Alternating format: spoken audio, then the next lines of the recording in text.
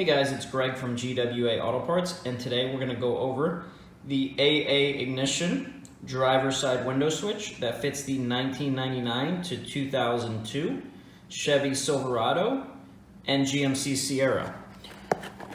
Now when you get this switch, you're going to notice that there's only two window switches. So this is only for the standard cabs. If you have a crew cab with back doors that have windows that go up and down, this switch is not going to work. As you can see here, it's a simple switch. There's two connectors in the back where the factory wire harness will plug into. And you'll notice the driver's side window has the auto function. Now, one thing that's important to know is when you install a new switch or anytime you disconnect the battery from your vehicle, you may need to reprogram the auto function. And the way you're going to do that is you're going to start your vehicle. You're going to hold down on the switch when the window's up, and you're going to watch the window go down, and you're going to hold the switch for approximately 5 seconds after the window has already gone all the way down.